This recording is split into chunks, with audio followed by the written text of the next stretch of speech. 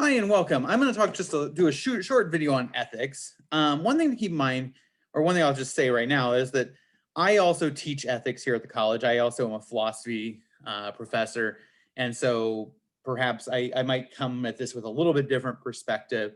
But the book does a decent job. The back of every chapter does a little ethics thing. So I kind of want to talk a little bit about it because it kind of talks about the framework for ethical decision making. So I'm going to bring up I brought up a whiteboard so that I can take some notes and make a couple comments. But the idea here is that, usually when you come to any issue that has an ethical dilemma, the first thing you need to do is, basically just you need to define what the problem is. And so, number one is, define the ethical issue. That's kind of what is the problem. And then the second of all, you ID the stakeholders or the publics, and these can be internal and external.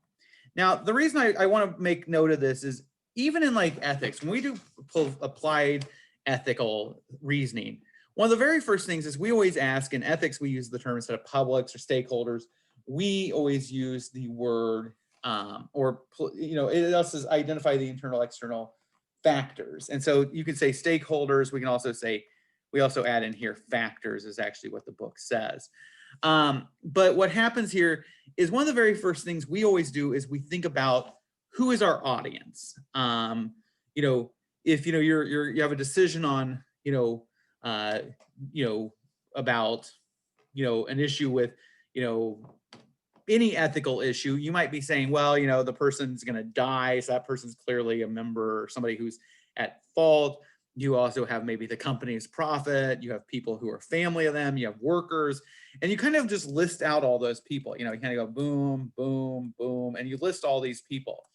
And the idea here is in ethics is one of the big problems in ethics is we oftentimes have a tendency to we can overplay our own impact. The reality is I may be impacted by something differently than somebody else, and that's oftentimes the case. But the goal of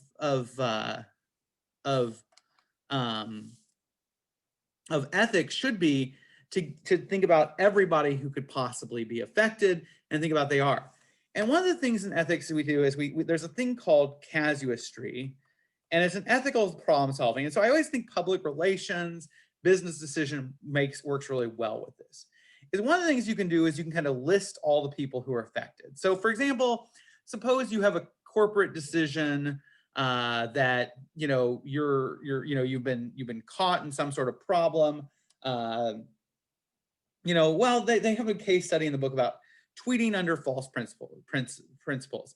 And I give a case example of somebody who's asked to go through social media and delete posts that are negative or not positive. Well, when you do that, what you can do is you can write all the people. You can write like the company and its profits as one. You can put down like employees. You can put down people like people who buy the product, people who social media engaged. And you could even break this down even further and say, people who buy it might be, this segment of the buyers, segment A, segment B, segment C. I mean, the reality is everybody who buys a product is very different. Some people are buying products as a luxury, ordering pizza. Some people do it as just a daily thing. Some people, that's a splurge, that maybe their once a month, thing where they get to order pizza. They don't have a lot of money, but they take out pizza, and that's kind of their monthly splurge. Everything else they do at home, things like that. So it's kind of, it can be all over there. Well, the idea here is you can kind of think about like a continuum where you go like, this is great outcome for me, and this is a bad outcome for me. And the idea here is your goal ultimately is, with everybody, is to have them all have great outcomes. But sometimes that isn't the case. Sometimes the great outcome that I get may be the bad outcome for this person, and the bad outcome for this person, and maybe the mediocre outcome for this person. And so what you usually in ethics we like to do is we like to look at solutions to an ethical problem And what we'll do is we'll say, well, we could handle it this way. We could lie. We could, tell the truth. And maybe we could come up with some third way, which is, maybe note that we remove negative social media, something like that, if you were having that as a test.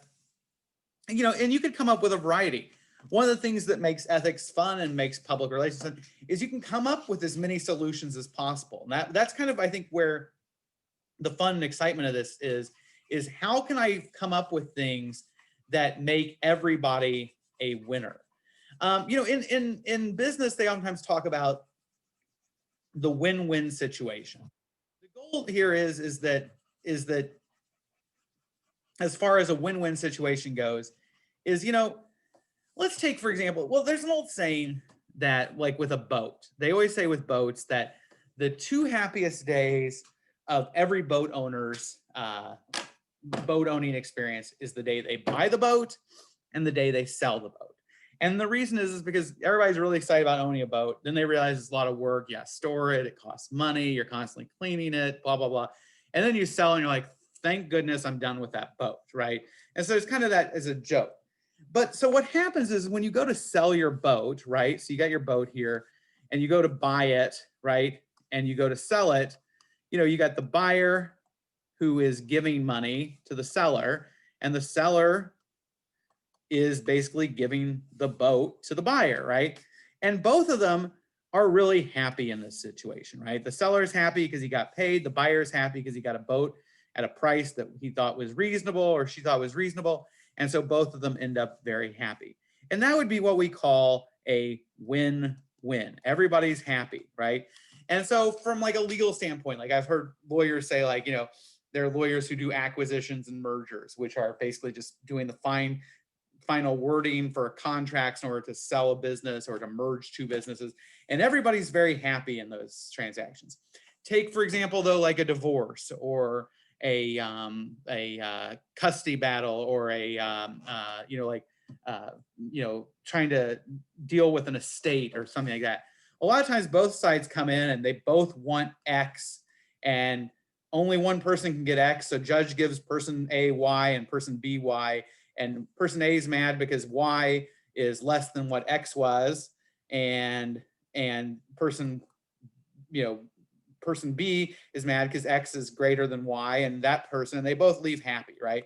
Well, that's what happens a lot of times. And part of what we do in ethics is we try to minimize the unhappiness as well. This is kind of, we try to minimize unhappiness as well as maximize happiness. But our goal here is always to try to think about everybody who's involved and to make sure everybody is as happy as possible. If everybody's going to be unhappy, we at least want them to be moderately unhappy, not one person really unhappy, one person really happy, another person really unhappy. We want something to be kind of in the middle where all the happiness, everybody gets satisfied the most.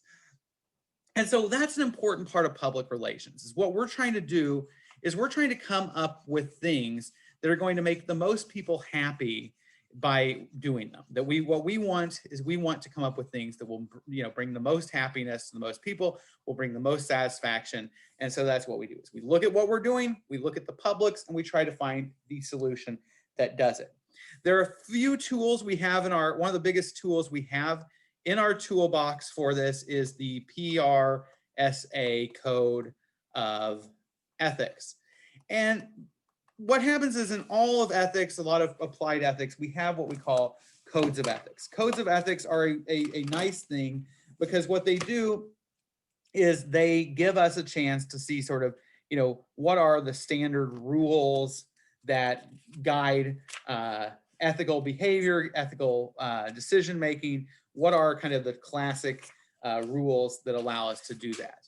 And so one thing to do is when you kind of come in, the first thing you do is you define the problem, you look at the factors, you identify key values, that's the code of ethics. You identify who will be affected, you look at the principles, and then you try to justify it. And by justifying it, I always think the best thing to do is to do kind of one of these casuistry and say, that those codes of ethics are helping us to think about what are the issues and how we should behave.